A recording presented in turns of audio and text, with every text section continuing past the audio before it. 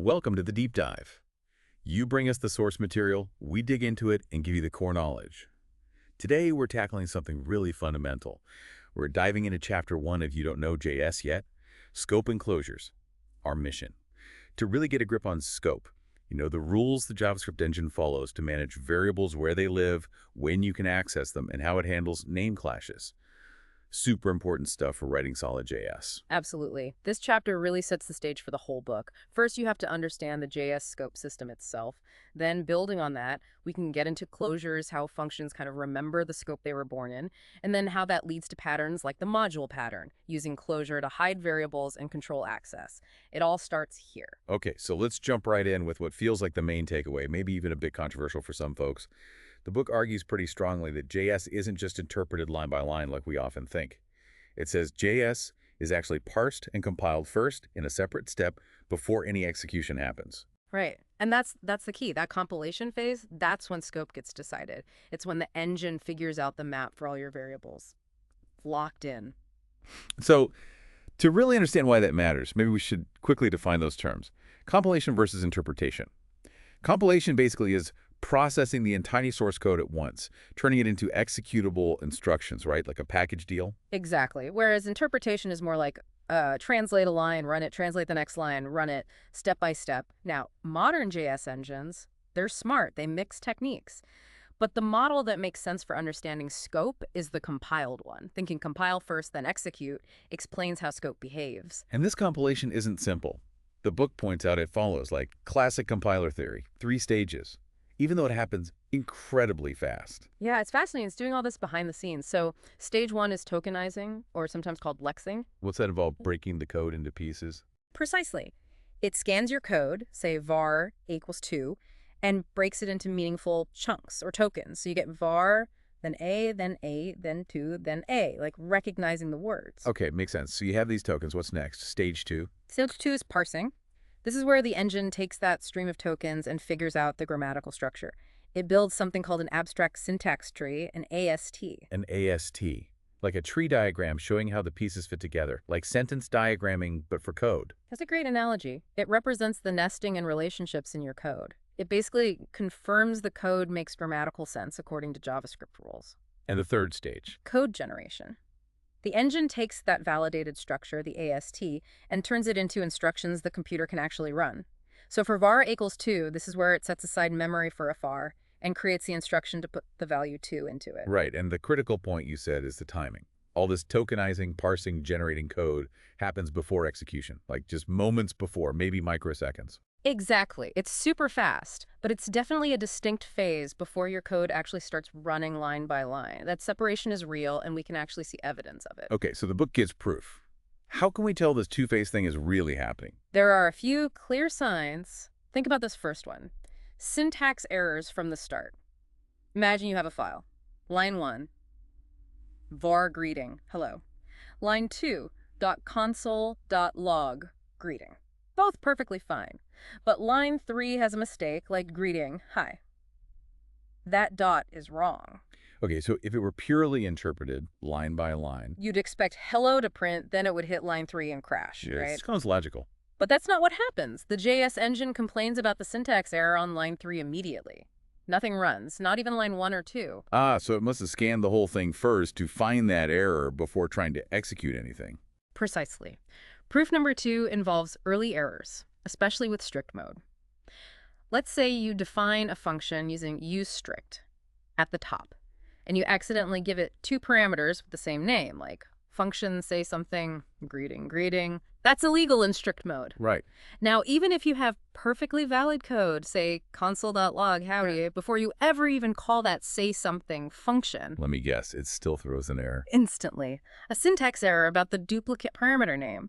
How could it possibly know about that duplicate parameter tucked away inside the function definition, or even that the function is in strict mode, unless it parsed the entire function body beforehand? It couldn't. It had to look ahead. Okay, that's compelling. What's the third proof? This one gets into hoisting and what's called the temporal dead zone, or TDZ. It really shows the compiler making decisions about scope ahead of time. Picture this. You have a function say something. Inside, you declare var greeting hello.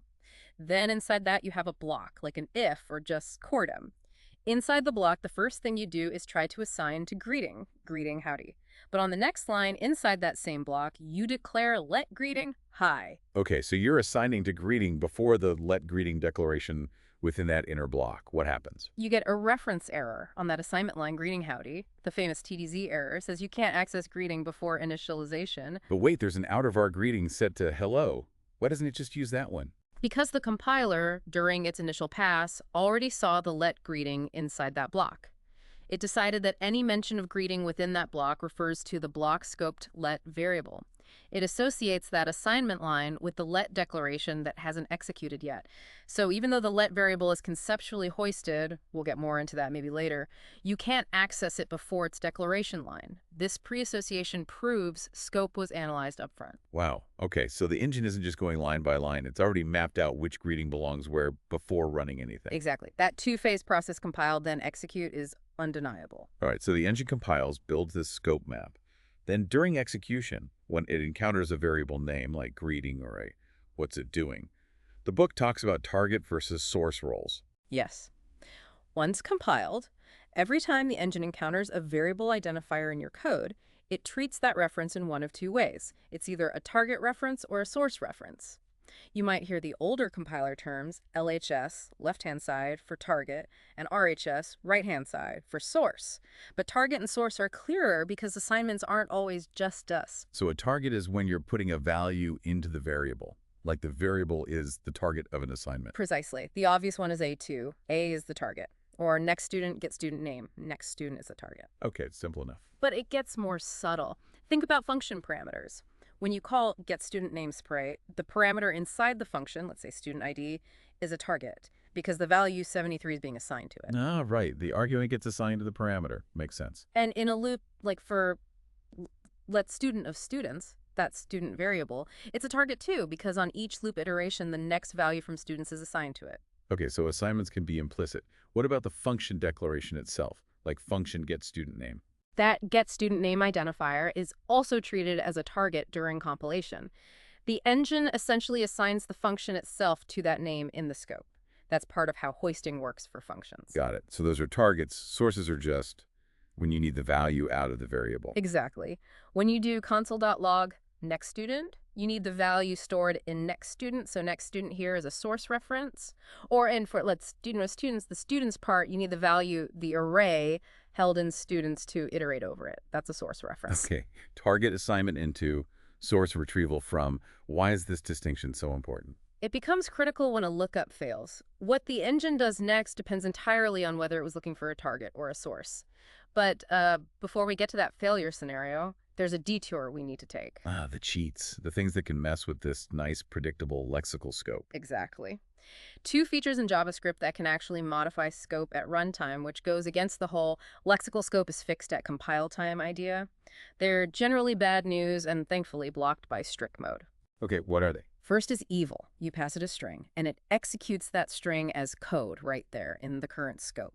If that string contains, say, var oops equals oo, eval will actually create that oops variable in the scope where eval was called. The compiler had no idea oops would exist there. So it just dynamically injects a variable. Why is that considered so bad, besides being confusing? Performance. The engine works really hard during compilation to optimize access to variables based on the static scope map. But if it sees an eval in a function, it basically has to throw up its hands. It can't fully optimize because it knows that eval might introduce new variables or modify existing ones in ways it couldn't predict. So it has to be much more conservative and slower. Okay, performance hit. What's the other cheat? The with keyword, it's an older feature. You give it an object, like with some object, and inside that block, the properties of some object are treated as if they were locally scoped variables. So if some object had a property foo inside the with block, Yeah. you could just write foo instead of some object.foo. Exactly. It dynamically creates a scope from the object's properties at runtime. Again, this completely undermines the static lexical scope the compiler determined. It makes code incredibly hard to reason about. You don't know if a variable is local or coming from the with object, and it kills performance for the same reasons as eval. The engine can't optimize predictable scope lookups. So avoid eval, avoid with. Use strict mode, and these problems mostly go away. Pretty much. Strict mode was designed partly to close these loopholes and make JavaScript scope more reliable and optimizable. Okay, so let's circle back. We've established JS compiles first, scope is set then, and we should avoid things that mess with it at runtime. This brings us to the formal name for this whole system, lexical scope. Right. Lexical scope. The lexical part comes from the Lexing phase, the tokenizing step during compilation. It means that scope is defined purely by where you physically place your functions, your blocks, and your variable declarations in the source code relative to each other. So it's determined by the author's choices at write time, not by how the code runs. Exactly. It doesn't matter how a function is called or from where. Its scope environment is determined by where it was declared in the code. And this defines the lookup process. If the engine needs a variable, say A, it looks in the current innermost scope. If it doesn't find a there, it goes to the next outer scope, the one that physically contains the current one in the code. And it keeps walking outwards, up the scope chain, until it finds it or hits the very outermost scope, the global scope. If it's not found even there, well, that's when the lookup fails. Okay, so the compiler sets the plan, the map of these nested scopes based on the code structure. Yes, it creates the blueprint for these lexical environments. But the actual scopes, the environments themselves with their variables, they only come into existence when the code actually runs, right? Like each time a function is called. Precisely. The map is static, determined at compile time. The creation of the scope instances happens dynamically during execution. Every time you call a function, a new scope instance environment for that function call is created, following the blueprint. So what does this all boil down to for someone writing JavaScript? It means you have to think about JS as compiled. You need to understand that where you write your code directly controls variable visibility and lifetime. It's lexical. And understanding that target versus source distinction is going to be key for figuring out what happens when things go wrong, when lookups fail. Right, so to recap the big points, JS is compiled before execution. Scope is lexical, meaning it's set by code placement during that compilation. And variables act as either targets for assignment or sources for retrieval. You got it. Those are the foundational pillars from this chapter. Thanks for walking us through that foundational material. Really appreciate you joining this deep dive. My pleasure. It's crucial stuff. And for you listening, here's something to think about leading into maybe the next step. We know the compiler labels variables as target or source. We know how lexical lookup works. But what exactly happens during execution when that lookup fails? Specifically, consider when the engine is looking for a target. It wants to assign to a variable, but it can't find it anywhere up the scope chain. That failure doesn't always cause an error like a failed source lookup does. Sometimes something else happens. Understanding that difference is critical.